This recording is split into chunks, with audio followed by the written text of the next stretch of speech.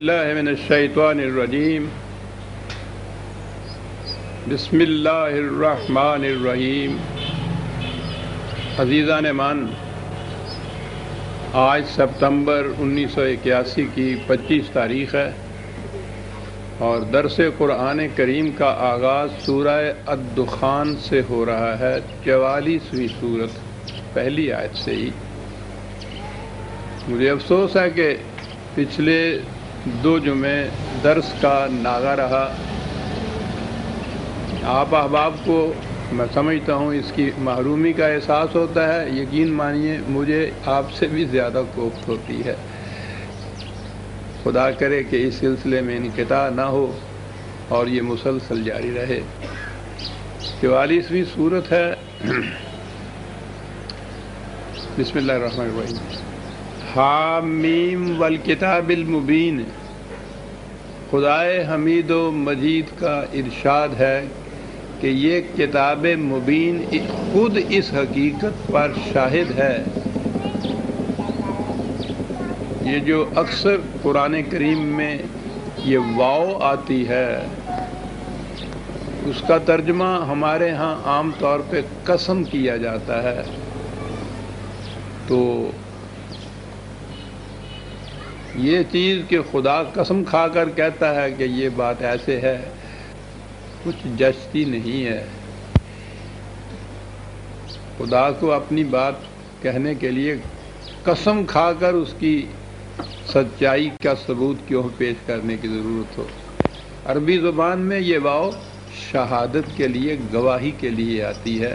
یہ کتاب خود اس چیز پر گواہ ہے، یعنی کتاب کا متن، خود کتاب کی تعلیم، کتاب کا پیام، یہ جو آگے بات کہی جا رہی ہے، خود کتاب اس پر گواہ ہے، اس کی شاہد ہے۔ اور کتاب ہے یہ مبین ہے، خود واضح اور ہر شے کو واضح کرنے والی۔ اس قسم کی یہ الکتاب ہے اور الف لام ہے۔ خاص طور پر یہ ضابطۂ قوانین جو خود واضح ہے اور ہر شے کو واضح کر دینے والی ہے، اس حقیقت پر اس کا متن، اس کے مندرجات، اس کا پیغام، اس کی تعلیم اس پر شاہد ہے کہ انا انزلناہ فی لیلۃ مبارکۃ انا کنا منذرین فیہا یفرق کل امر حکیم۔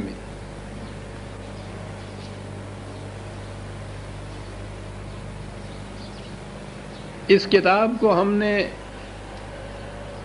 میں عرض کروں گا کہ پھر اس کا مفہوم کیا ہے۔ اس کتاب کو ہم نے ایک مبارک رات میں نازل کیا، اور یہ کوئی نئی بات نہیں تھی۔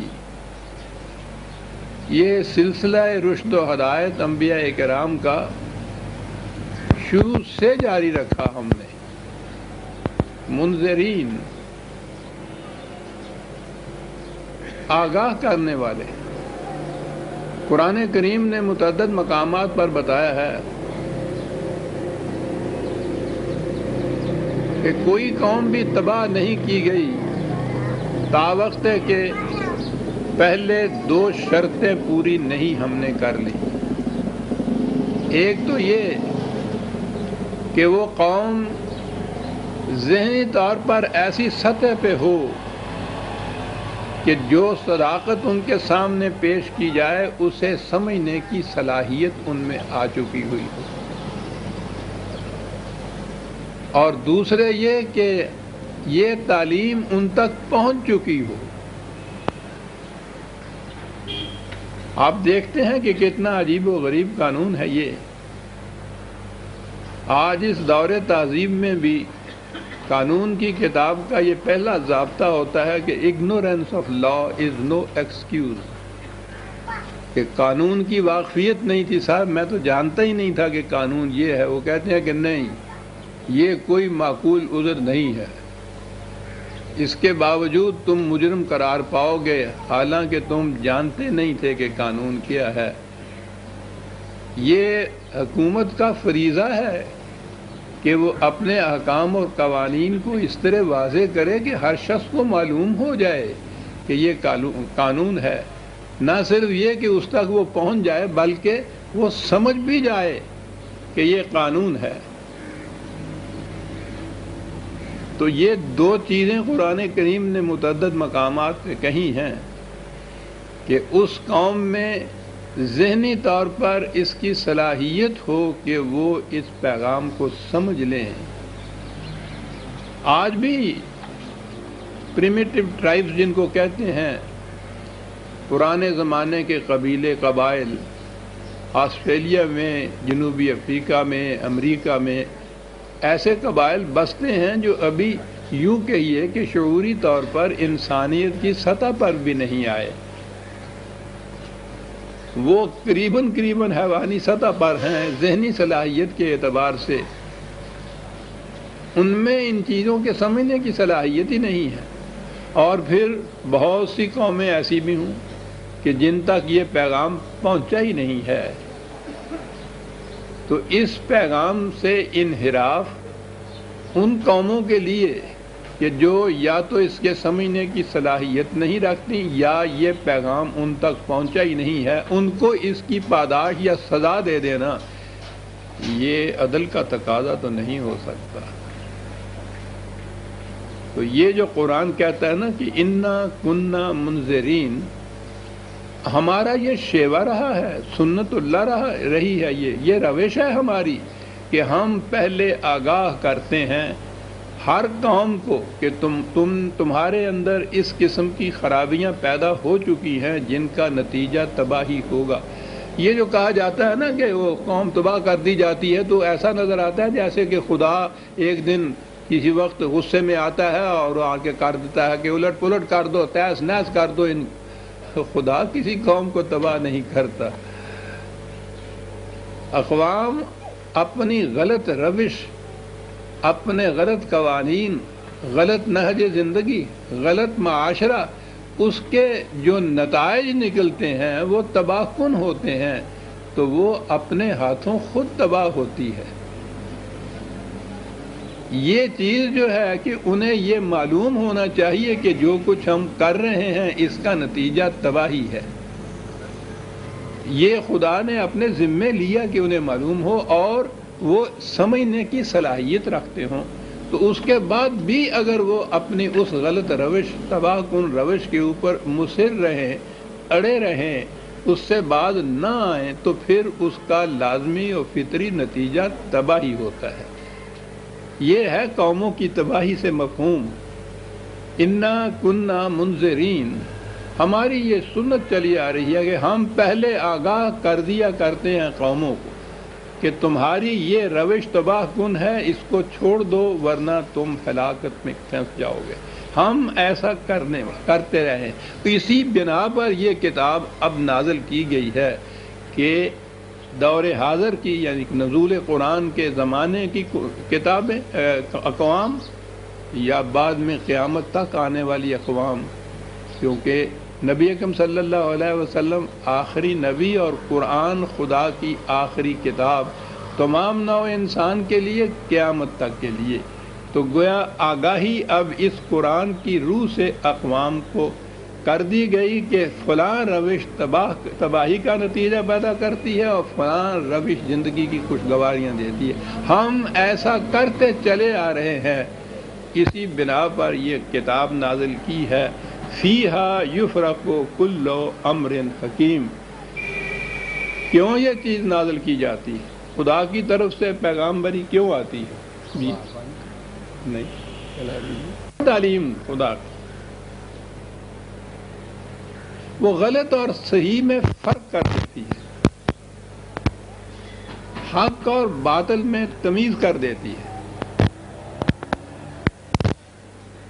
انسانی زندگی میں غلط اور صحیح کچھ آپس میں اس طرح سے گڑمڑ ہوئے ہوتے ہیں، التباس ہوتا ہے ان کے اندر، ملے ہوئے ہوتے ہیں کہ وہ آسانی سے پہچانے نہیں جاتے۔ تو یہی وجہ ہے کہ ایک قوم ایک چیز کو بالکل ناجائز اپنے ہاں سمجھتی ہے، دوسری قوم اس کو بالکل جائز سمجھتی ہے۔ اب یہ فیصلہ کس طرح سے کیا جائے کہ یہ واقعی غلط اور ناجائز ہے یا صحیح ہے؟ وہ قوم تو اپنی اپنی جگہ دلائل بھی اس قسم کے وہ دے دیں گے، دونوں ہی، جیسے افراد جھگڑتے ہیں تو وہ بھی اس قسم کے دلائل دے دیتے ہیں، اقوام بھی دلائل پیش کر سکتی ہیں۔ اس لیے انہی پر اگر چھوڑ دیا جائے تو یہ تو فیصلہ پھر نہیں ہو سکتا کہ حق کون سا ہے اور باطل کون سا۔ ایک تو اضافی جائز اور ناجائز ہوتا ہے نا، کسی قوم نے اپنے معاشرے کے لیے ایک قانون وضع کر لیا، ہمارے ہاں جیسے قانون ہے کیپ ٹو دی لیفٹ، بائیں ہاتھ کو چلو، امریکہ میں قانون ہے دائیں ہاتھ کو چلو، یہاں یہ جائز ہے وہاں وہ جائز ہے، یہاں ہمارے ہاں دائیں ہاتھ والا ناجائز ہے، ان کے ہاں بائیں ہاتھ والا ناجائز ہے۔ تو گویا جائز اور ناجائز کے الفاظ تو دونوں جگہ آئیں گے۔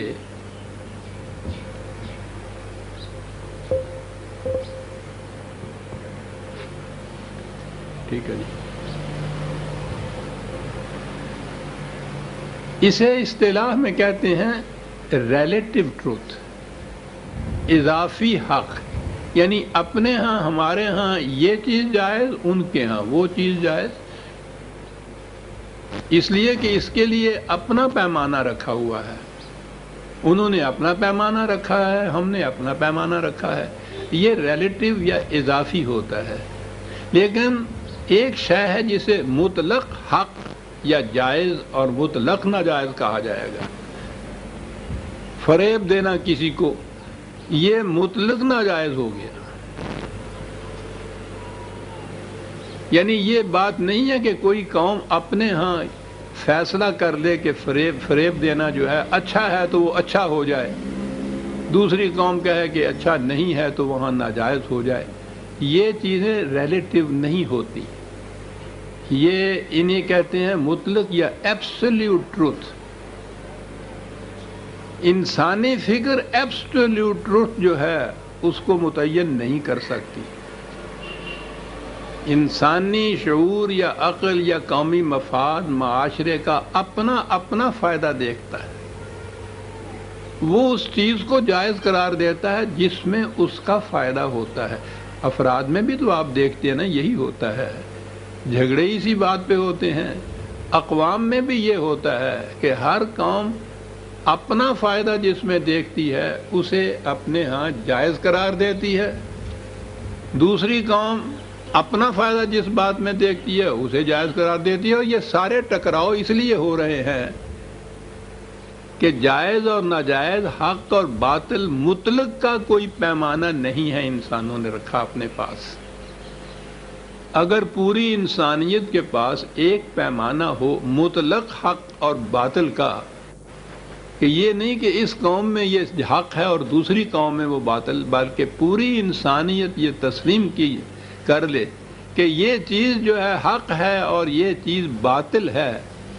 مثلا مساوات انسانیہ کا قرآن کریم نے جو پہلا ایک بنیادی اساسی صداقت اور سچائی کا پیمانہ دیا ہے، مساوات انسانیہ۔ اب اس میں انسان کے رنگ، نسل، زبان، وطن کی کوئی تخصیص نہیں ہے، ایک جیسے۔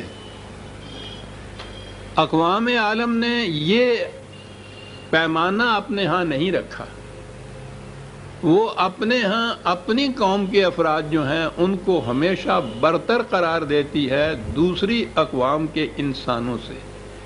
تو گویا یہ پیمانہ مطلق نہ ہوا، اضافی ہوا، ریلیٹو ہوا، اور اسی وجہ سے یہ جتنے فساد دنیا میں پیدا ہو رہے ہیں، پہلے تو نوع انسانی اقوام میں بٹی، اور پھر قوموں نے اپنے ہاں یہ فیصلہ کیا کہ رائٹ مائی کنٹری، رائٹ اور رانگ، میرے ملک کا مفاد، غلط اور صحیح کی ہمیں پرواہ نہیں ہے، یعنی تم غلط یا صحیح جو کہو ہمیں اس کی پرواہ نہیں ہے، میرے ملک کا مفاد میرے نزدیک یہ جائز، جو اس مفاد کے خلاف ہے جو کچھ وہ ناجائز۔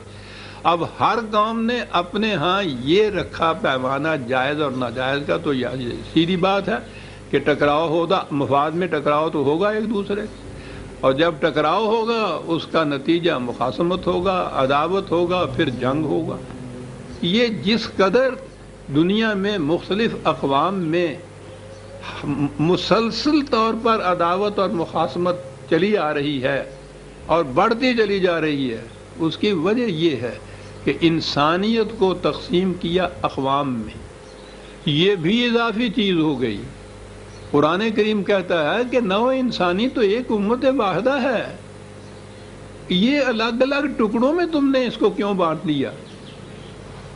یہ ملک کی حدود، یہ جغرافی کی مختلف ٹیریٹریز، ان کی حیثیت کیا ہے؟ تم نے نقشے پہ کچھ خام خواہ لائنیں کھینچ لیں اور ان لائنوں کو تم نے اتنا ابدی مستقل اور مستحکم قرار دے دیا کہ یہ انمٹ ہو گئیں۔ اب اس لائن سے ادھر بسنے والا اور انسان ہے اور اس لائن سے دوسری طرف بسنے والا اور انسان۔ قرآن نے کہا کہ پہلے یہ تقسیم ہی باطل ہے، اور جب یہ تقسیم باطل ہوگی، انسانیت ایک برادری ہو گئی، تو یہ بات کہ اس قوم کے حق میں مفید ہے، یہ بات اس قوم کے حق میں وہ بات مفید ہے، یہ تو خود بخود ختم ہو جائے گا جب اقوام کی تقسیم ہی ختم ہو گئی۔ تو اس لیے اس نے کہا کہ یہ تفریق بھی غلط، کہ یہاں یہ اچھا ہے اور وہاں وہ برا ہے۔ اچھے اور برے کا معیار قوموں کا، افراد کا اپنا ذاتی فیصلہ نہیں ہے، اس کے لیے مطلق پیمانہ ہونا چاہیے جو انسانوں کا وضع کردہ نہ ہو۔ اسے قرآن کی اصطلاح میں قدر، اقدار، اب آج کل کی اصطلاح میں ویلیوز کہا جاتا ہے۔ پرماننٹ ویلیوز، ایبسلیوٹ ویلیوز، تمام نوع انسانی کے لیے ایک پیمانہ، قدر کے معنی پیمانہ ہوتا ہے۔ تو قرآن کریم نے دیا کیا نوع انسانی کو؟ یہاں تو یہ ہے نا کہ اس رات میں ہم نے نازل کیا فیہا یفرق کل امر حکیم، خدا کی حکمت بالغہ کے بنیاد پر تفریق کر دی گئی ہے ہر معاملے میں، حق اور باطل کی، غلط اور صحیح کی، اور مطلق ہے یہ تفریق جو کی گئی ہے، اضافی نہیں ہے، تمام نوع انسان کے لیے، ہر مقام پر، ہر قوم کے لیے یہی کچھ ہے۔ کیا چیز ہے یہ جو مطلق جسے میں نے کہا ہے، بار بار کہہ رہا ہوں، ایبسلیوٹ جسے کہہ رہا ہوں؟ یہاں تو قرآن نے کہا ہے لیلۃ المبارکۃ، دوسری جگہ ہے انا انزلناہ فی لیلۃ القدر۔ دیکھیے وہی قدر کا لفظ آ گیا جو میں نے ابھی کہا ہے کہ ویلیو اس کا ترجمہ ہے، جمع اس کی اقدار ہے اور ویلیوز اسے کہا جائے گا۔ اضافی نہیں ہوں گی، ریلیٹو نہیں ہوں گی، بلکہ ایبسلیوٹ، مطلق اقدار۔ تو قرآن نے بتایا یہ کہ اس کتاب کے اندر اللہ تعالیٰ نے اقدار دی ہیں۔ لیلۃ القدر، میں لیل کا ابھی مفہوم بیان کروں گا۔ قرآن نے دیا یہ ہے، اس تعلیم کی روح سے اقدار ملی ہیں، ویلیوز ملی ہیں، اور ویلیوز انسان کی سطح پر ہوتی ہیں، حیوان کی سطح پر ویلیو نہیں ہوتی۔ حیوان کی سطح پر اس کی طبعی یا جسمانی زندگی کی پرورش، بس یہ مقصد ہوتا ہے۔ جیسا کہ میں اکثر مثال میں کہا کرتا ہوں کہ زمیندار کے گھر سے بیل ایک باہر جاتا ہے، بھوکا ہے، سب سے پہلے جو کھیت اس کے سامنے آئے گا وہ اس میں چرنے لگ جائے گا۔ اس کو اس سے مطلب نہیں کہ وہ کھیت اس کے مالک کا ہے یا کسی غیر کا ہے، اس لیے کہ اس کے نزدیک صرف پیٹ بھرنا مقصد ہے۔ اپنے مالک کا یا غیر کا یہ جو فرق ہے، اپنے ہاں کے مالک یا اپنے کھیت سے چرنا جائز، دوسروں کے کھیت سے چرنا ناجائز، بیل کی سمجھ کی بات نہیں ہے، اس کی سطح کی نہیں ہے، یہ انسانیت کی سطح کی ہے، جائز اور ناجائز، اسے ویلیو کہتے ہیں۔ ویلیوز انسانی سطح پر آتی ہے۔ تو قرآن کریم جو ہے یہ اقدار دیتا ہے، اسے اسی لیے لیلۃ القدر کہا گیا ہے۔ اسی کو یہاں فیہا یفرق کل امر حکیم کہا گیا ہے کہ یہ تفریق کر دی ہے اللہ تعالیٰ کی حکمت بالغہ میں ہر معاملے کے اندر۔ یہ سچ، یہ جھوٹ، یہ حق، یہ باطل، یہ جائز، یہ ناجائز، یہ ہے جو کچھ قرآن نے کیا ہے، تفریق کر دی۔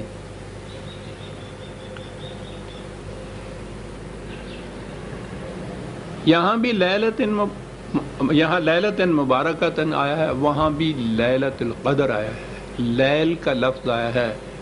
ترجمہ عام تو اس کا رات ہوتا ہے، مفہوم کے اعتبار سے اس کے معنی تاریکی ہوتا ہے۔ یہ ہماری ہی اصطلاح نہیں قرآن کی،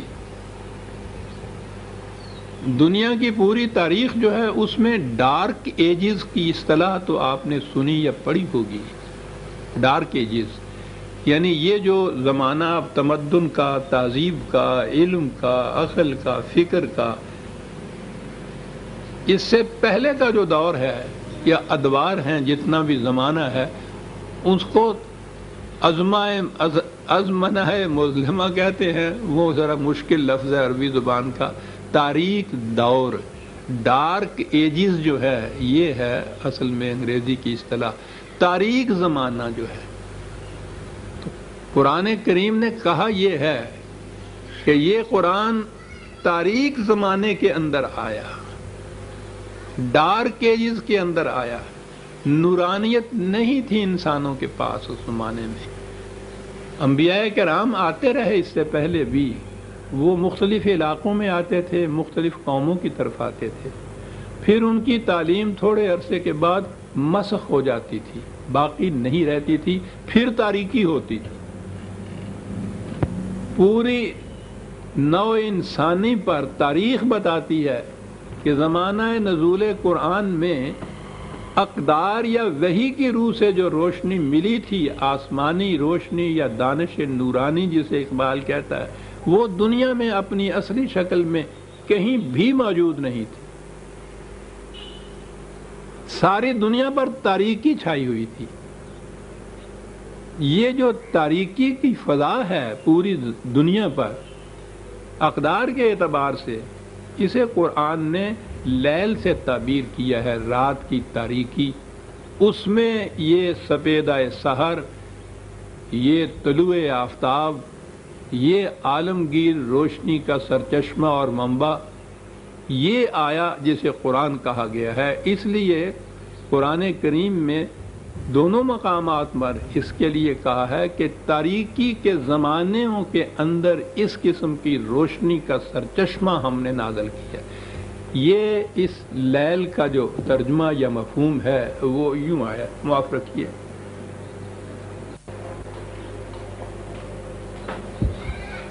رنگ تو سفید ہی آئے گا نا؟ اچھا،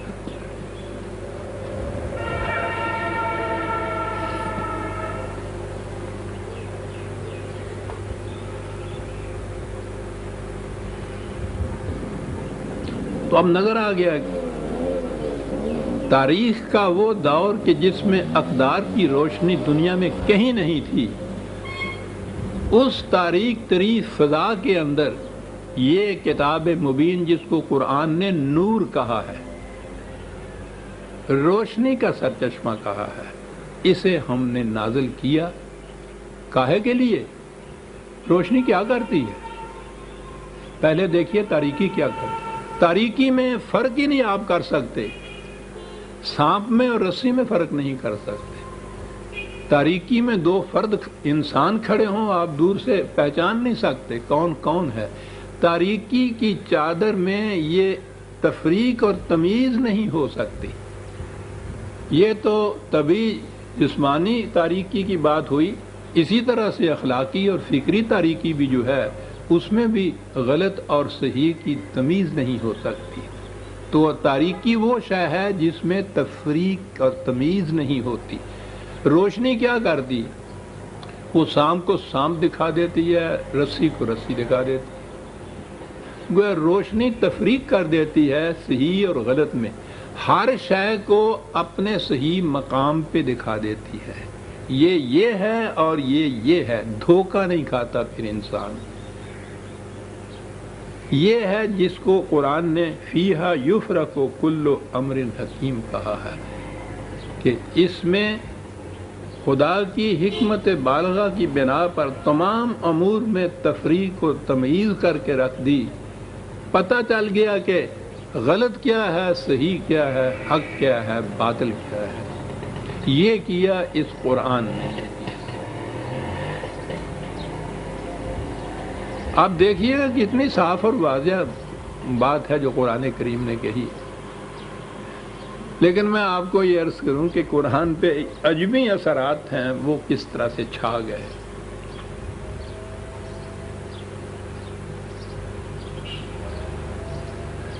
یہ ہمارے ہاں کی یہ جو قرآن کی تفاسیر لکھی گئیں، بلکہ تاریخ بھی لکھی گئیں، یہ عباسیوں کے زمانے میں لکھی گئی. عباسیوں کا دور ملوکیت کا تھے تو یہ عرب ہی، لیکن ان کو حکومت ملی تھی عجمیوں کے توسط سے. وہ ایرانی کہا جائے گا نا اس زمانے میں بھی. تو عرب چونکہ اپنے سوا ان لوگوں کو عجمی کہتے تھے، اس لیے تاریخ میں بھی عجمی آئے گا. یہ ایرانی تھے، یہ چھا گئے تھے آ کر مملکت کے ہر شعبے پر، فکری طور پر بھی اور ویسے بھی اقتدار کے طور پر بھی. ایرانیوں کے اعتقادات جو تھے، یہ لوگ مسلمان ہو گئے تھے، مسلمان بن کے آئے تھے اس ملت کے اندر، اپنے سارے عقائد ساتھ لائے تھے. اسلام کے ساتھ جو کچھ ہوا ہے وہ یہ کہ انہوں نے اپنے تمام عقائد کو آ کر اسلام کا لبادہ اڑھایا، اس کے نقاب میں پیش کیا. اور چونکہ یہ وہ دور تھا جس میں سب سے پہلے آپ کے ہاں یہ ساری چیزیں مدون ہوئیں. حدیث کی کتابیں مدون ہوئیں، تاریخ کی کتابیں مدون ہوئیں، فقہ کے احکام مدون ہوئے، عقائد کی شرح مدون ہوئیں. یہ ساری اس دور میں ہوئیں، اس سے پہلے کوئی کتاب ہی نہیں تھی عربوں کے ہاں. زمانہ نزول قرآن میں قرآن کریم کے سوا کوئی کتاب ہی نہیں تھی ان کے ہاں. بنی امیہ کے زمانے میں بھی قرآن کے سوا کوئی قانون کی کتاب نہیں تھی. یہ اس دور میں یہ ساری چیزیں مدون اور مرتب اور وضع کی ہے. اب ان کے اندر بیشتر جو چیزیں آئی ہیں، خاص طور پہ عقائد میں، احکام میں، وہ ساری ان عجمیوں کی ہیں، ایرانیوں کی ہیں. انہیں مذہبی اعتبار سے مجوسی کہا جاتا تھا، میگیز. یہ جنہیں اب پارسی کہتے ہیں نا، بچے کھوچے یہاں کہیں بیچارے نظر آتے ہیں، تو یہ تو پوچھئے نہیں کہ ان کا مقام کیا تھا اس زمانے میں. یہ مجوسی تھے. بنیادی عقیدہ ان کا تقدیر کا تھا. تقدیر میں جبر کا عقیدہ، ڈٹرمنزم جسے کہتے ہیں کہ سارے معاملات جو ہیں یہ اللہ تعالیٰ پہلے سے طے کر دیتا ہے. یہ طے شدہ ہوتا ہے، اس نے یہ کرنا ہے، اس نے فلاں دن مرنا ہے، فلاں دن بیمار ہونا ہے، فلاں دن صحت ہونی ہے، اس نے غلط کام کرنا ہے، اس نے فلاں برائی کرنی ہے. سب کچھ اللہ تعالیٰ نے پہلے سے طے کیا ہوا ہوتا ہے. وہ یزداں کہتے ہیں اسے. ہم اللہ تعالیٰ تو قرآن کا لفظ سب کہ یہ ساری چیزیں جو ہیں یہ یزداں نے پہلے سے طے کی ہوئی ہیں ہر انسان کے متعلق. اسے عقیدہ تقدیر کہتے ہیں. حالانکہ تقدیر جو تھا اس میں اگر یہ اس کو قدری کہتے ہیں، دوسرا اس کے مقابلے میں جو عقیدہ تھا وہ قدری کہلاتا ہے کہ نہیں، انسان کو صاحب اختیار و ارادہ پیدا کیا گیا ہے، یہ اپنے اعمال کا خود ذمہ دار ہے، خدا مجبوراً اس سے گناہ نہیں کراتا. یہ ابلیس کا عقیدہ تھا. بہرحال مجوسیوں کا، ایرانیوں کا عقیدہ یہ تھا کہ تمام معاملات پہلے سے خدا کی طرف سے طے شدہ ہوتے ہیں.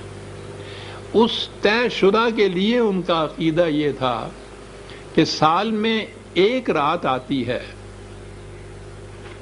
اس رات کو سال میں ہونے والے سارے واقعات، افراد کے بھی اور اقوام کے بھی، وہ سب واقعات اس رات کو طے ہو جاتے ہیں خدا کی طرف سے۔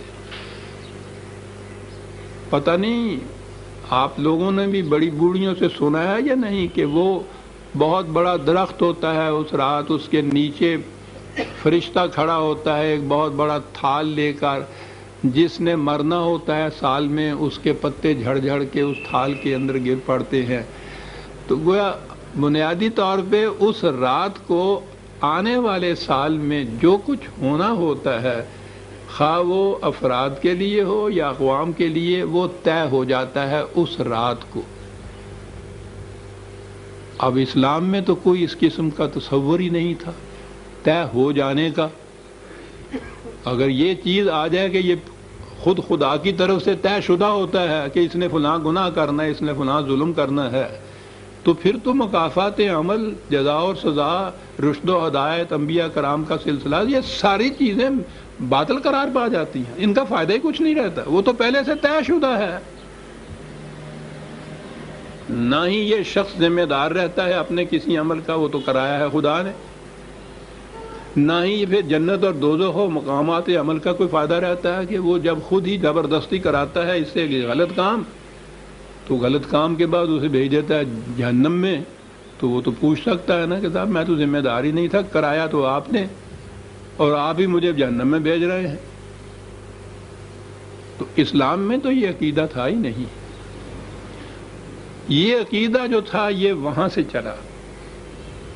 یہ بات لمبی ہو جائے گی، میرا خیال ہے شاید تقدیر کے موضوع پر اس سے پہلے جب بھی باتیں آئی ہیں تو میں نے یہ باتیں بیان کی تھیں۔ ہمارے ہاں یہ چیز قرآن میں ہو ہی نہیں سکتی تھی، یہ قرآن کی بنیاد کے خلاف ہے۔ قرآن تو مکافات عمل قرار دیتا ہے، ہر شخص کو اس کے عمل کا ذمہ دار قرار دے دیتا ہے، لیکن یہ چیزیں جو تھیں وہ ادھر سے آئیں۔ اب وہ ایک رات جس میں فیصلہ ہونا ہے سب کچھ، آپ کے ہاں کیسے آئے؟ یہ عباسیوں کے زمانے میں ان کے وزیر بھی اور بڑے بڑے دانشور بھی برامکا کہلاتے تھے۔ ایران کے مجوسیوں کے ہاں کے معبد جو تھے، ان کے ہاں کے شریعت والے، مذہب والے، ان کے ہاں بڑے بڑے عہدوں پہ لوگ جو تھے یہ تھے برامکا۔ یہ مسلمان ہوئے اور یہ آئے اور یہ عباسیوں کے زمانے میں انہوں نے اتنا عروج حاصل کیا کہ گویا سلطنت کی زمام اور لگام ان کے ہی ہاتھ میں تھی، اور تمام عقائد، نظریات، خیالات سارے ان لوگوں نے پھیلائے یہاں آنے کے بعد۔ اب وہ جو رات وہاں اپنے ہاں مناتے تھے جس میں یہ سارے فیصلے ہونے تھے، وہ رات آپ کے ہاں بھی انٹروڈیوس ہوئی، وہ جسے آپ شب برات کہتے ہیں۔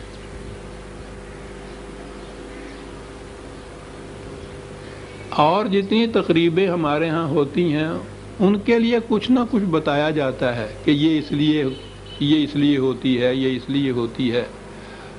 شب برات کے متعلق کچھ نہیں بتایا جاتا، یہی ہوتا ہے کہ اس میں عبادت کی جاتی ہے، حضور نوافل پڑھتے تھے، باہر قبرستان میں نکل جاتے تھے، یعنی یہ نہیں کہ یہ پرٹیکولر رات جو ہے خاص، یہ خاص رات اس کے لیے کیوں مخصوص ہوئی، کیا بات تھی اس کے اندر، کچھ نہیں بتایا جاتا۔ منائی جاتی ہے اتنے زور شور سے، یعنی حلوے کے زور پر، اب تو شاید پکتا بھی نہیں ہے۔ اتنا اہم تہوار ہے آپ کے ہاں، آپ دیکھ رہے ہیں، یہ وہ رات ہے مجوسیوں کی۔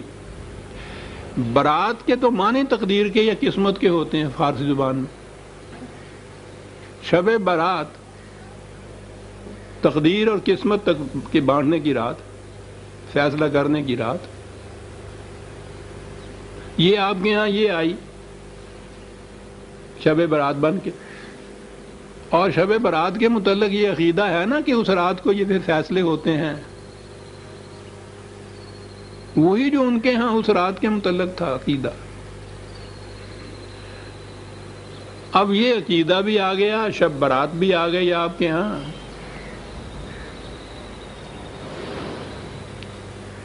اس کی سند کہاں سے ملے؟ تو سند تو پھر آپ دیکھیے نا، جب ریت کی بنیادوں پہ ہی عمارتیں اٹھانی ہوں تو پھر تو تمیز ہی نہیں ہوتی نا کہ کس قسم کی نیچے مٹی آتی ہے۔ کہا کہ دیکھیے نا یہاں وہ لیلۃ مبارکۃ لکھا ہوا ہے نا، رات، بڑی مبارک رات، رات جو لکھا ہوا ہے، اچھا جی، کیونکہ رات لکھا ہوا ہے، یہ جو آیت ہے نا اس کو پیش کیا جاتا ہے سند میں کہ یہ رات ہے، فیہا یفرق کل امر حکیم، دیکھیے لکھا ہوا ہے، اس میں ہر معاملے کا فیصلہ ہو جاتا ہے، یہ سند، ہر معاملے کا فیصلہ ہو جاتا ہے۔ یہ شب برات ہے، یہ لکھ دیا جنہوں نے شروع میں لکھا۔ اب میں تو کیا عرض کروں، یہ میرے ذمہ بھی نہیں کہ یہ میں اس کے لیے توجیہ بھی پیش کروں۔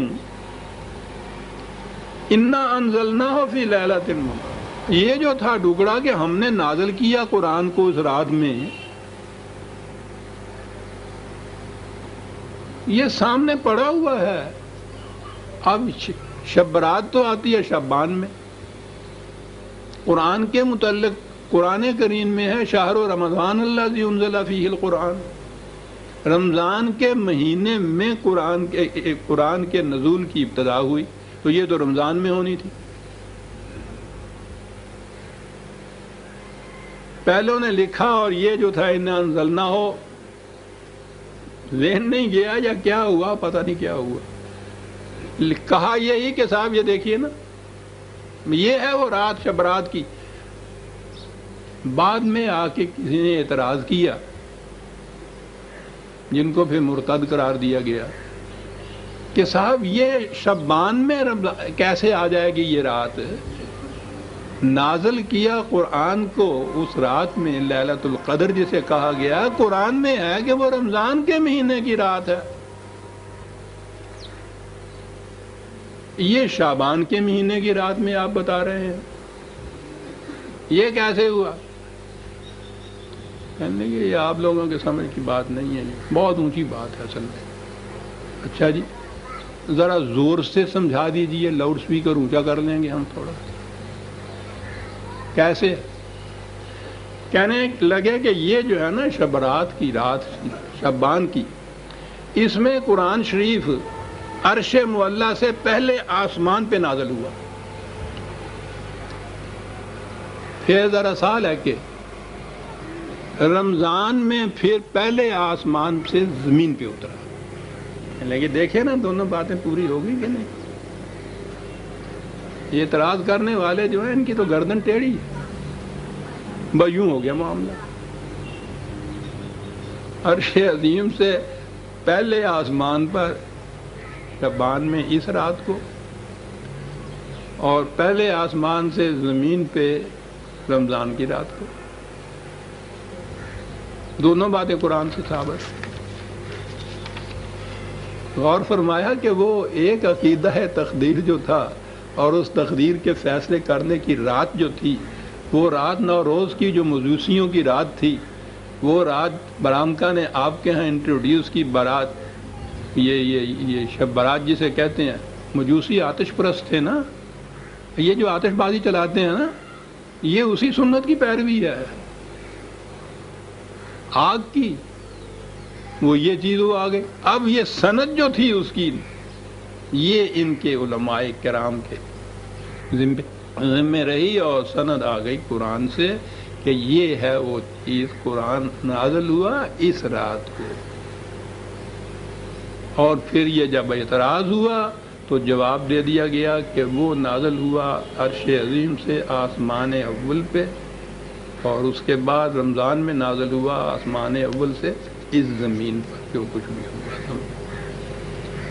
پہلا آسمان، دوسرا آسمان، تیسرا آسمان، وہ تو ان کے نزدیک یہ جو ہے نا اوپر آپ کو حد نگاہ نظر آتا، یہ پہلا آسمان شیشے کا ڈل ہے، اس کے اندر تارے جن کو کہتے ہیں نا آپ، وہ ہیرے موتی لال جڑے ہوئے ہیں ایک آسمان، پھر اس کے بعد اس کے اور اگلے آسمان میں 500 وہ میل کا فاصلہ، پھر اس کے بعد دوسرا آسمان، پھر تیسرا، 7 آسمان، 7 آسمان کے اوپر ایک سمندر، سمندر میں پہاڑی بکرے، ان بکروں کے سینگوں کے اوپر عرش الہی.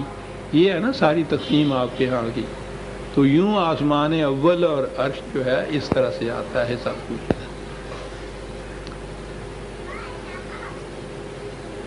میں نے عرض یہ کیا ہے کہ قرآن کریم نے یہ کہا یہ ہے کہ قرآن کو ایسی ڈارک ایجز میں نازل کیا جہاں روشنی کی کوئی کرن نہیں تھی. اس میں اقدار خداوندی ملی، مطلق ایبسلیوٹ ٹروتھس کی ویلیوز ملی جنہیں کوئی بدل نہیں سکتا. اس اعتبار سے یہ رات لیلۃ القدر بھی ہوئی، لیلۃ مبارکۃ بھی ہوئی. انا کننا منذرین مقصد بھی بتا دیا کہ کاہے کے لیے یہ اقدار دے دی گئی، کیوں فرق کیا گیا غلط اور صحیح میں، تاکہ بعد میں یہ نہ کہیں صاحب ہمیں بتایا ہی نہیں گیا کہ یہ غلط تھا، تو ہم اس سے مجتنب کس طرح سے رہ سکتے تھے. بتا تو دیا ہوتا. انا کننا منذرین فیہا یفرق کل امر حکیم. یہ فرق کرنے والی بات خود قرآن کریم کو فرقان کہا ہے. قرآن نے، اللہ تعالیٰ نے قرآن کریم کو ہی فرقان بھی کہا ہے. یہ 25/1 ہے غالباً، اور ریفرنس کے لیے میں دیکھ لوں. ہاں جی 25/1. تبارک الذی نزل الفرقان علی عبدہ لیکون للعالمین نذیرا. آپ دیکھتے ہیں للعالمین، پھر وہی نذیر کا لفظ یہاں منذر وہاں آیا ہے، اور یہاں فرقان کا لفظ آیا ہے، فیہا یفرق کل امر حکیم آیا ہے، تفریق کر دینے والا، فرق کر دینے والا حق اور باطل کے اندر.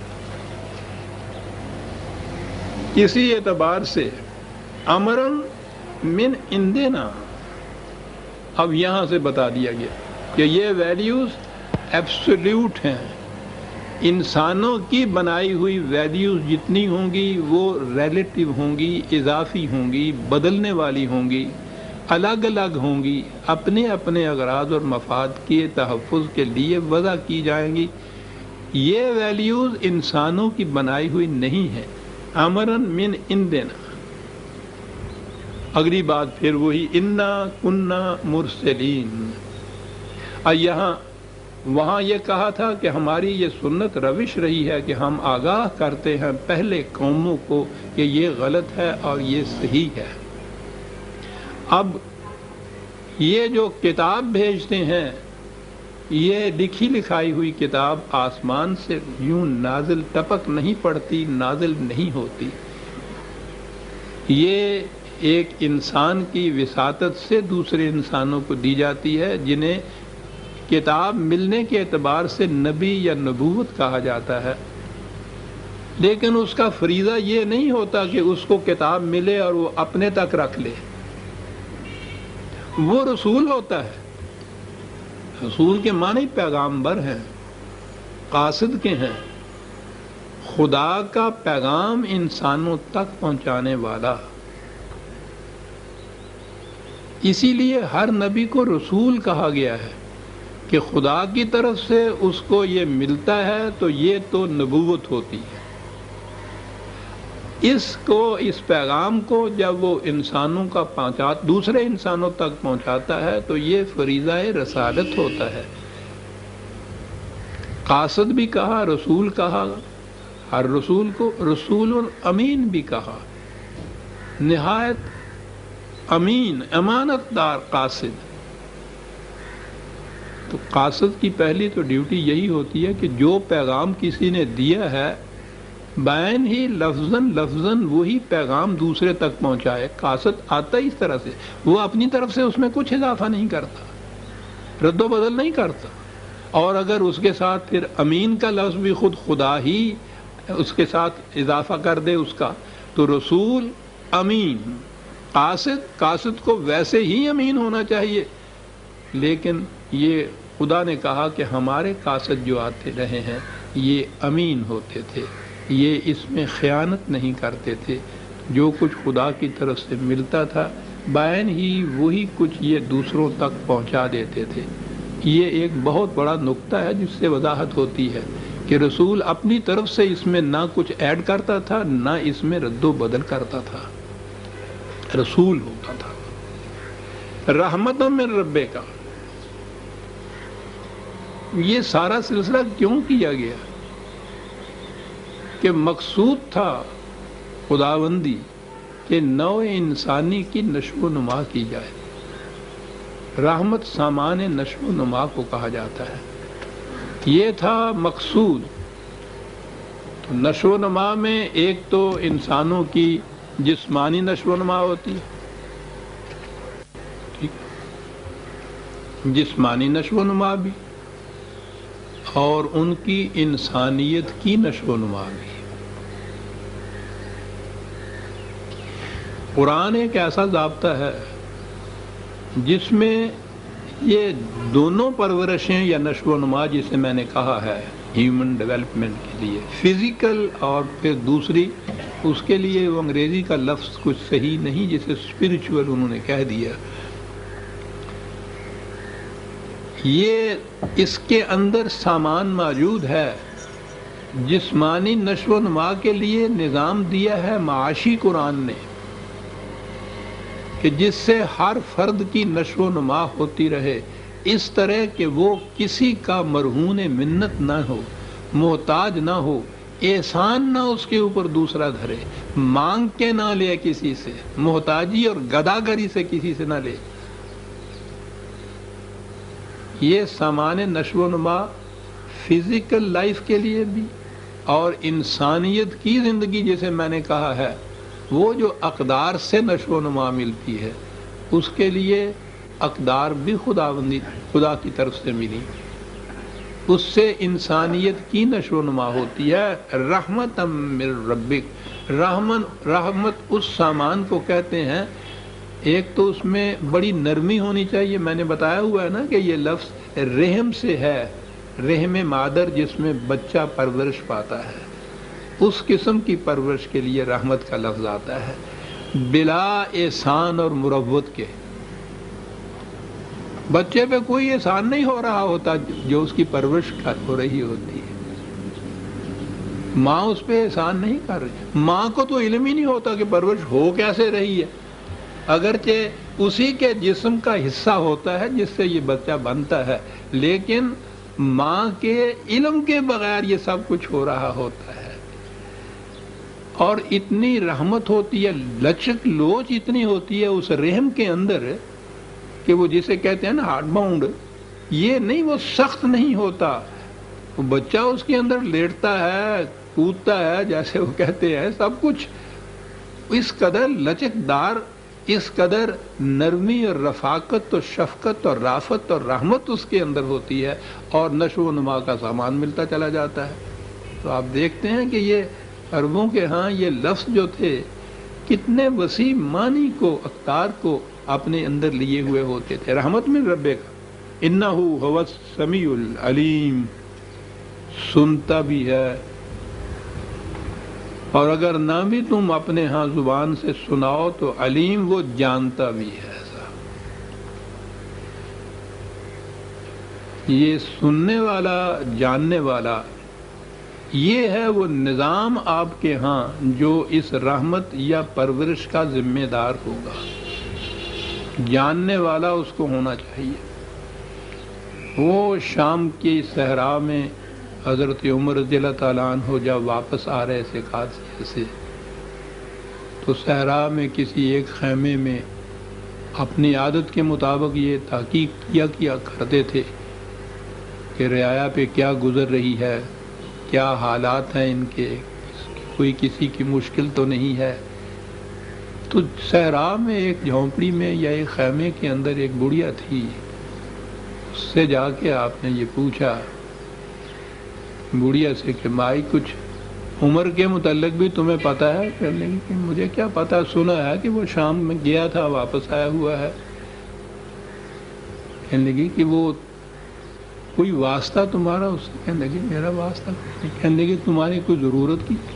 کہنے لگی تمہیں میں ضرورت کیا بتاؤں، ضرورتیں میری بے شمار ہیں۔ کہنے لگی تم نے اپنی کسی ضرورت کو خلیفہ تک پہنچایا بھی ہے؟ کہنے لگی کیا کہا تم نے؟ خلیفہ تک میں اپنی ضرورت کو پہنچاؤں؟ اگر وہ خدا کے نام پہ نظام قائم کیے ہوئے ہے تو اسے خدا کی صفت علیم کا مظہر ہونا چاہیے۔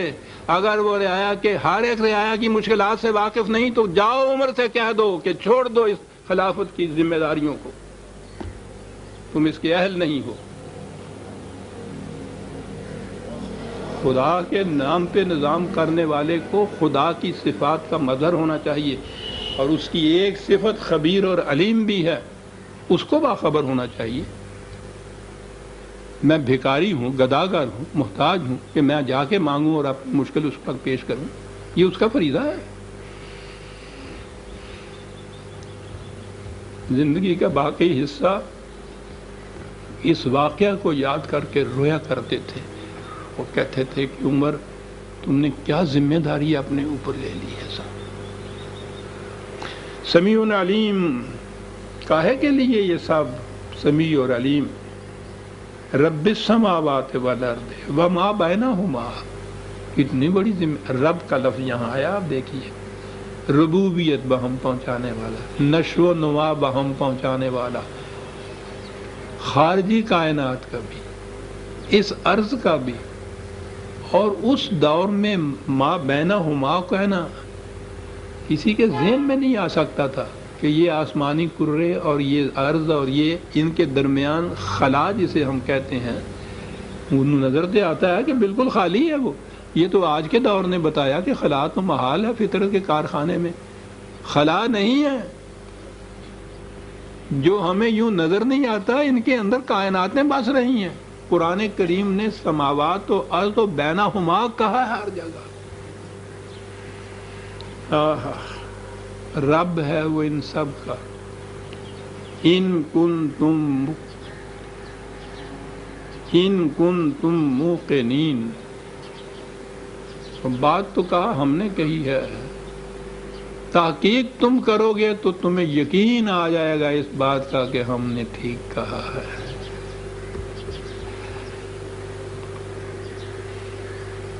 وہ محض بات کہہ کے منواتا نہیں ہے کہ ہم نے جو کہا ہے مانتے کیوں نہیں ہو، نہ،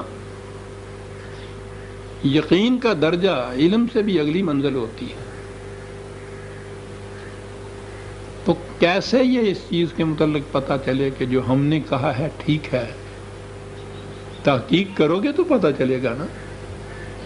تو یہ تو فریضہ عائد ہو گیا قرآن کو ماننے والوں کا کہ وہ تحقیق کریں اس چیز کی کہ وہ رب السماوات والارض وما بینہما ہے، اور اس تحقیق کے بعد، اس علم کے اگلے درجے کے بعد جس کو یقین کہا جاتا ہے، اس درجے پہ پہنچے تو پھر وہ حقیقت میں ایمان لانے والا ہوگا اس بات پہ کہ واقعی خدا رب السماوات والارض ہے۔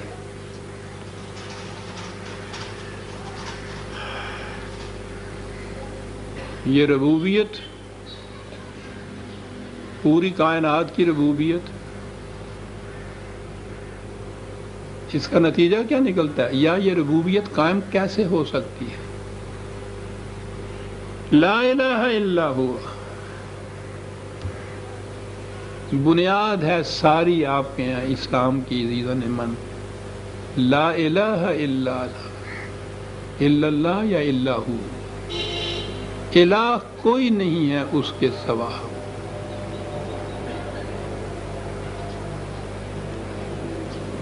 الہ کہتے ہیں صاحب اقتدار کو، جس کی پاور ہو، جس کا اختیار ہو۔ بنیاد ہے یہ کہ خدا کے سوا کسی کو حق اقتدار نہیں ہے، حق حکومت نہیں ہے، پاور نہیں کسی کے پاس، اختیار کسی کے پاس نہیں ہو سکتا۔ یہ چیز اگر کوئی اس کا مدعی ہے تو وہ پھر خدا کا شریک کہلائے گا، کیونکہ اس نے لا الہ الا ہو کہا ہے۔ اس میں استثناء اس نے کسی کی نہیں کی ہے کہ یہ بھی اور وہ بھی۔ لا یشرک فی حکمہ احد، وہ اپنے حق حکومت میں کسی کو شریک نہیں کرتا۔ لا الہ، تو اتنی بڑی ذمہ داری جو ربوبیت کی ہے وہی پورا کر سکتا ہے کہ کامل اختیار بھی اسی کے ہاتھ میں ہو۔ اگر اس کے ساتھ اور بھی ہیں جن کے اختیارات ہیں تو پھر تو ٹھیک ہے نا، یہ رقبہ وہ چھین کے لے جائے گا، وہ زمین اس کے نام لکھی جائے گی، وہ سارا کوئی یوں بڑبڑا جائے گا۔ اختیار اس کے ہاتھ میں، یعنی اس کے قانون کے ہاتھ میں اختیار ہونا چاہیے۔ لا الہ الا ہو۔ اگر اقتدار اور اختیار کسی انسان کے ہاتھ میں آ گیا ہے تو پھر وہ لا الہ الا کا ماننے والا معاشرہ نہیں رہے گا۔ اب یہ بڑی مشکل تھی صاحب، یہاں تو دور اول کے بعد جو ملوکیت شروع ہوئی تو خدا کا تو اقتدار ہی کہیں نظر نہیں آتا۔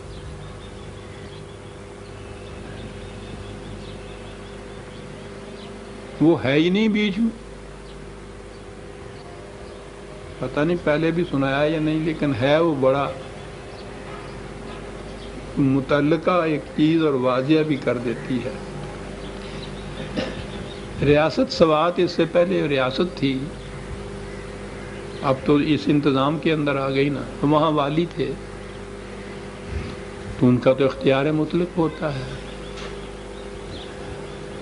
وہاں ایک قرآنی مولوی صاحب تھے، بڑے دبنگ قسم کا آدمی، مرحوم ہو گئے، عجیب شخص تھا وہ، جو اس کی جو تو مردانگی اور زبردستی تھی نا، اس کی بنا پہ اسے مولوی ہٹلر کہا کرتے تھے لوگ۔ دربار پورا لگا ہوا، ریاست کے تمام ارکان قادر بیٹھے ہوئے، والی صاحب صدر،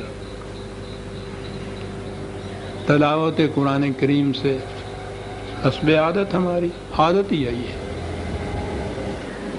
یہ شروع کیا۔ اس نے تلاوت کی للہ ما فی السماوات و ما فی الارض جمیعا منہ،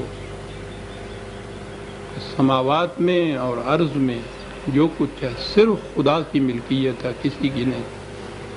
مالی ہٹلر بیٹھے ہوئے تھے، وہیں سے پکارے جھوٹ بولتے ہو، بکو مت، بیٹھ جاؤ۔ سناٹا چھا گیا۔ ہم تصور نہیں کر سکتے کہ ریاست کا والی اس زمانے کی کیا چیز ہوتی تھی۔ پھر قرآن کی آیت کے متعلق یہ کہنا، اس دھڑلے سے کہنا جھوٹ بولتے ہو، بیٹھ۔ انہوں نے حکم دیا، کیا کہا تم نے؟ کہا کہ میں نے یہ کہا ہے۔ کہنے لگے کیسے کہا؟ کہنے لگا کہ انہوں نے یہ کہا یہ ہے کہ سماوات اور ارض میں جو کچھ ہے خدا کی ملکیت ہے۔ سماوات کا تو مجھے علم نہیں ہے، میں وہاں گیا ہوں، باقی ارض کا بھی مجھے پتہ نہیں ہے۔ جہاں تک ریاست کی ارض یا زمین کا تعلق ہے، میں یہ جتنے بھی ریونیو کے دفاتر ہیں، مالیہ، ان کے دفاتر کے ریکارڈز میں دیکھ کے آیا ہوں۔ رجسٹر میں ساری ریاست کی زمین کا ملکیت کا جو خانہ ہے اس میں والی لکھا ہوا ہے، مرلے زمین کے آگے بھی خدا نہیں لکھا ہوا۔ تو جب واقعہ یہ ہے تو یہ کہنا کہ آسمان کو چھوڑ دیجئے کہ ارض میں جو کچھ بھی ہے ساری ارض خدا کی ملکیت ہے، جھوٹ بولتا ہے، یہ ایک مرلہ بھی نہیں ہے یہاں تو۔ لا الہ الا اللہ کا مفہوم وہ سمجھتا تھا۔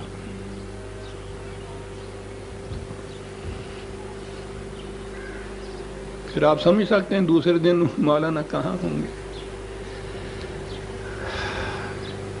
کہاں کہا ہے رب السماوات والارض وما بینہما، ان کنتم موقنین لا الہ الا ہوا یحیی و یمیت، موت اور زندگی اس کے قانون سے وابستہ ہے۔ زندگی عطا کرنے والے اسباب اور سامان جتنے ہیں یہ بھی اسی کی ملکیت کے اندر رہنے چاہیے، کسی دوسرے کے نہیں۔ کہا تمہارا ہی رب نہیں؟ یہ بات نہیں کہ میں پہلی دفعہ کہہ رہا ہوں، نزول قرآن میں نبی اکرم صلی اللہ علیہ وسلم فرما رہے ہیں اپنی مخاطب قوم کو، تمہارا ہی رب نہیں، رب و آبائکم الاولین، تمہارے آباء و اجداد کا بھی وہی رب تھا، کوئی نیا خدا نہیں میں لایا تمہارے لیے، شروع سے یہی رب چلا آ رہا ہے۔ کہا حقیقت تو یہ ہے، لیکن اب یہ جو نقشہ ہے ان کے معاشرے کا جس میں ایک مرلہ زمین جو ہے اس کے سامنے ملکیت کے خانے میں خدا نہیں لکھا ہوا، یہ کیا ہے؟ کیا یہ ایمان ہے اس چیز پہ کہ واقعی ارض کی ملکیت خدا کی ہے؟ کہا بل ہم فی شک یلعبون، یقین نہیں ان کو اس بات کا، تلاوت کر دیتے ہیں یہ نہیں یقین ہے کہ واقعی یہ ملکیت خدا ہی کی ہے، دوسرے کی نہیں ہے، اس باب میں کوئی شک میں ہے۔ اور پھر اس کے بعد جب یقین نہیں رہتا تو کہتا ہے کیا بات کہہ گیا قرآن، کہتا ہے جب ان حقائق یا صداقتوں پہ یقین نہ رہے تو زندگی کھیل کود سے زیادہ کچھ رہتی نہیں ہے، پھر کھیل ہی کھیل ہے سارا۔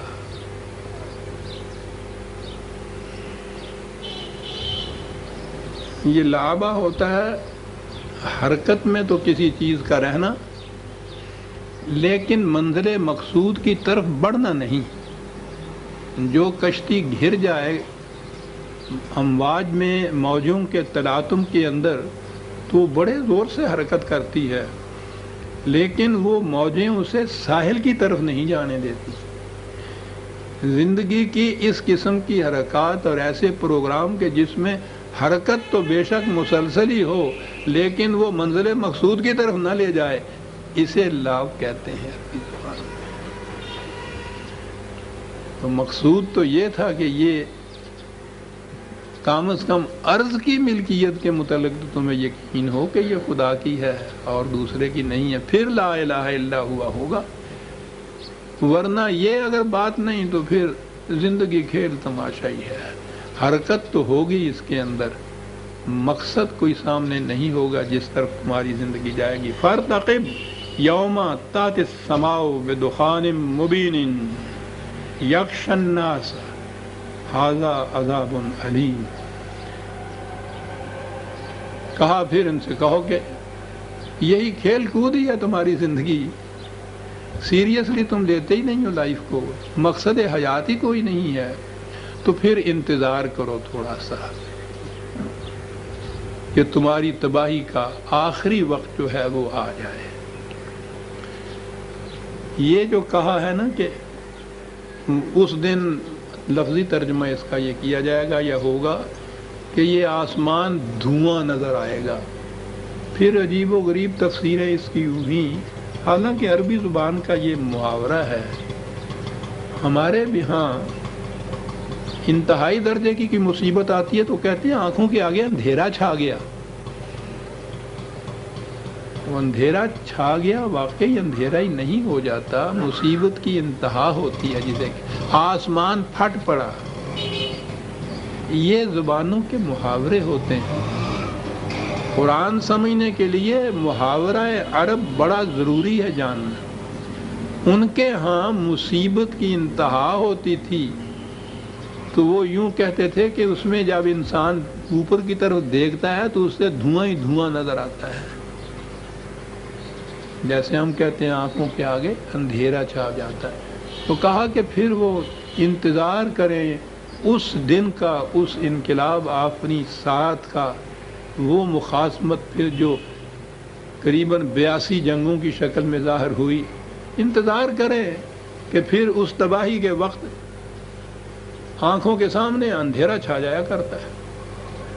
اب یہ کہ یہ جو الفاظ ہیں معنی یہی ہیں محاورے کی روح سے، سچ مچ کوئی آسمان پہ دھواں نہیں چھا گیا، لفظ موجود ہیں، ھذا عذاب علیم، بات کر دی۔ یہ بڑی علم انگیز تباہی ہے انسانوں کے لیے۔ تو گویا تباہی کے لیے ہی یہ محاورے کا لفظ جو ہے یہ قرآن نے استعمال کیا ہے۔ قرآن سمجھنے کے لیے یہ سمجھنا بڑا ضروری ہے۔ کہا کیفیت یہ ہوتی ہے اس قسم کی قوموں کی، غلط روش پہ، غلط نظام زندگی پہ چلے جاتے ہیں، ذرا سا جھٹکا آتا ہے تو پکار اٹھتے ہیں کہ ربنا اکشف عنا العذاب انا مؤمنون، کہ پروردگار اگر تو آپ کے معاف کر دے، اس مصیبت کو دور کر دے، تو اس کے بعد ہم کبھی یہ نہیں کریں گے۔ قومیں کیسے یہ کہتی ہیں تو معلوم نہیں، ہم افراد جس طرح کہتے ہیں یہ تو روزمرہ کا ہمارا معاملہ ہے، یا میرے اللہ یہ اس دفعہ کا معاف ہو جائے نا، میں کبھی یہ لاگے نہ جائے، میری توبہ، میرے ستیانی بھی توبہ، بدینی توبہ کرتا ہے انسان۔ کہتے ہیں یہ منظرین جو ہم ہیں نا، آگاہ کرتے ہیں، پہلی دفعہ ہی وہ آخری تباہی نہیں لے آتے، ہلکے ہلکے سے جھٹکے پہلے آتے ہیں، ان کو وارننگ دی جاتی ہے، متنبہ کیا جاتا ہے کہ بابا غلط روش ہے، دیکھو اس کا یہ نتیجہ نکلتا ہے۔ تو اس میں تو یہ ہوتا ہے کہ یہ اگر یہ عذاب دور ہو جائے، یہ تباہی دور ہو جائے، تو آئندہ کے لیے آپ دیکھیے کہ ہم کس طرح سے پکے مومن بن جاتے ہیں صاحب۔ لیکن پھر پکے مومن بنتے نہیں ہیں، اپنی پہلی روش میں اور آگے بڑھتے چلے جاتے ہیں تاکہ پھر وہ آخری وقت آ جاتا ہے جس میں تباہی ناگزیر ہو جاتی ہے، اٹل ہو جاتی ہے۔ وہاں جا کے جب یہ کہیں کہ یا اللہ ہم سے یہ تباہی دور کر دے، کہا کہ اس وقت کہا جاتا ہے ان سے کہ انا لہم الذکری، وہی بات جو میں نے کہی تھی کہ خدا یہ اتمام حجت کرتا ہے کہ پہلے وارننگ دیتا ہے ان کو، ان تک پہنچاتا ہے یہ بات۔ یہاں وہی کہا کہ کہو تم تک یہ وارننگ پہنچی تھی یا نہیں پہنچی تھی؟ وَقَدْ جَاءَهُمْ رَسُولٌ مُبِينٌ، تمہاری طرف یہ ہمارا قاصد پیغامبر آیا، امین، دیکھیے یہاں مبین، واضح طور پر اس نے بات سمجھا دی تھی، کوئی شک نہیں تھا، کوئی شبہ نہیں تھا۔ یہ جو اب قرآن کے متعلق ہر قسم کا معاذ اللہ جو نقص ہو سکتا ہے نا کسی کتاب میں، وہ قرآن کی طرف ہوتا ہے، اس میں یہ بھی واضح نہیں ہے جی، مجمل ہے جی، مفہوم نہیں سمجھ میں اس کا آتا ہے۔ اب اس کو کتاب پہلے بھیجی، پھر اس کو سمجھانے کے لیے ساتھ اور بھیجنے چاہیے۔ یہ جو دعوے کرتے ہیں نا آپ آنے والے، وہ یہی کہہ کے یہ کتاب نہیں لاتے، وہ کہتے ہیں نہیں من نیستم رسول نے آپ اردام کتاب، پھر کیا کرنے آیا؟ تو خدا دی کتاب سمجھاؤن آیا، چنگی کتاب بھیجی، ایسی کتاب کہ اس کے سمجھانے کے لیے پھر کچھ نبیوں کی قسم کی چیزیں بھیجنی شروع کی، تو ختم نبوت کاہے کے لیے کی؟ وہ پہلے سلسلے کو کیا ہو گیا تھا جو اسی طرح سے جاری رہتا، نبوت کو تو ختم کیا۔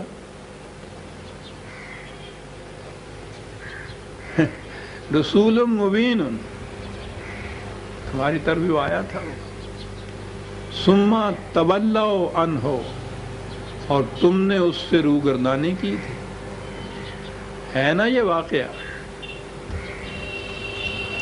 کہا روگردانی نہیں کرتے تھے تم، اس کے خلاف بڑی طنز آمیز باتیں کیا۔ وہ کہتا تھا کہ خدا کی طرف سے یہ پیغام ہے جو ملا، قالوا معلم، یہ کہتے ہیں کہ اسے کوئی چپکے سے سکھا جاتا ہے یہ بات، اس لیے کہ ان کے سامنے رسول اللہ صلی اللہ علیہ وسلم کی زندگی قبل از نبوت کی تھی، اس میں تو آپ ان پڑھ تھے۔ قبل از نبوت میں یاد رکھیے یہ جو ہے نا کہ حضور ساری زندگی امی رہے، ان پڑھ، یہ بالکل قرآن کے خلاف ہے۔ نبوت کے بعد آپ اس ان پڑھ امی نہیں رہے تھے؟ قرآن کہتا ہے کہ اس کے بعد آپ جانتے تھے. اور پھر ایسا رسول عظیم جس نے علم کی اتنی اہمیت دنیا کے سامنے پیش کی ہے، تو وہ اتنے بڑی ذمہ داری کے اوپر ہو تو وہ اس کے بعد لکھنا پڑھنا بھی نہ سیکھے کہیں سے. لیکن یہ لوگ کہا کرتے تھے کہ یہ جو اس قسم کی باتیں کہنے لگ گیا ہے، کوئی آ کر اس کو سکھا جاتا ہے. دوسرے کہتے تھے کہ نہیں یار، یہ باتیں تو عجیب و غریب قسم کی کچھ کرتا ہے، کوئی ایسا نظر نہیں آتا جو یہ سکھاتے اس قسم کی باتیں سکھا کے جائے. تو پھر کیا کہتے تھے؟ کہتے تھے پاگل ہو گیا. ٹھیک ہے، وہ پاگل ہی ہوتا ہے. یہ تو اپنی طرف سے بڑی دانشمندانہ تدبیریں کرتے ہیں نا اپنے لیے. ہمیں کون جھیڑ سکتا تھا، ہمیں کون مار سکتا تھا؟ کہنے والا یہ کہے کہ تمہاری کوئی تدبیر کام نہیں آئے گی، رکھی کی رکھی رہ جائیں گی. کیا تو اس کے متعلق یہی وہ کہتے ہیں کہ یہ پاگل ہو گیا ہے. تو یہ چیز بھی حضور کے متعلق تھی، پاگل ہو گیا ہے. کبھی کہتے تھے کہ آپ پر کسی نے جادو کر دیا ہے. اِنَّا کاشف العذاب قلیلا انکم عائدون. کہا کہ پہلے یہ تھا، یہ ہلکے ہلکے جھٹکے آتے تھے، تم گڑگڑاتے تھے، نظر آتا تھا کہ اگر واقعی یہ جھٹکے ختم کر دیے جائیں تو آئندہ تم اپنی اس غلط روش سے باز آ جاؤ گے. لیکن تم ہر بار یہی کرتے تھے، ہر بار پلٹ کے اپنی روش پہ آ جاتے تھے، تاکہ وہی جو مہلت کا وقفہ ہوتا ہے بیماری میں اور موت کے درمیان، وہ مہلت کا وقفہ ہوتا ہے. صحیح علاج کر دیا جائے تو زندگی مل جاتی ہے، نہ کیا جائے یا غلط علاج کیا جائے موت آ جاتی ہے. پھر کہا کہ اس طرح سے یہ مہلت کا وقفہ تم نے ضائع کیا. یوم نبطش البطشۃ الکبریٰ انا منتقمون. تو پھر آخر میں تو ہماری گرفت بڑی سخت ہوتی ہے. ہم قوموں کی غلط تباہ کن روش کا جو نتیجہ ہمارے قانون کے مطابق نکلتا ہے وہ تباہی ہوتی ہے، اور یہ گرفت ہماری بڑی سخت ہوتی ہے، اس سے کوئی چھوٹ نہیں سکتا. 10 منٹ تو ہیں. بات اس کے بعد مثال کی شروع ہوئی. قرآن کا انداز یہ ہے کہ وہ ایک بات نظری طور پر پیش کرتا ہے، اس کی صداقت کی شہادت میں اقوام سابقہ کی تاریخ کو پیش کرتا ہے. تو یہ جتنا کچھ کہا گیا نا، زمانہ نزول قرآن میں قریش کے بعد وہاں یہودی زیادہ بستے تھے جو اہل کتاب تھے، ان کی تاریخ بڑی عام تھی وہاں. تو عام طور پہ آپ دیکھیں گے کہ قرآن ہمیشہ بنی اسرائیل کی داستان جو ہے اور فرعون کی داستان، اس کو بطور تائید اور شہادت کے پیش کرتا ہے. تو جو کچھ کہا ہے اس کے بعد قرآن نے فرعون اور حضرت موسیٰ کی کشمکش کی داستان کو آگے پیش کیا ہے. ٹھیک ہے، وقت اتنا تو ہے، لیکن میں معافی چاہتا ہوں، کمزوری کی وجہ سے میں تھک گیا ہوں، معاف کیجیے گا. آج اتنا ہی صحیح، 10-15 منٹ کی اجازت چاہتا ہوں. ربنا تقبل منا انک انت السمیع العلیم. ہم سورہ الدخان کی آیت 16 تک آ گئے تھے، 17ویں آیت سے آئندہ ہم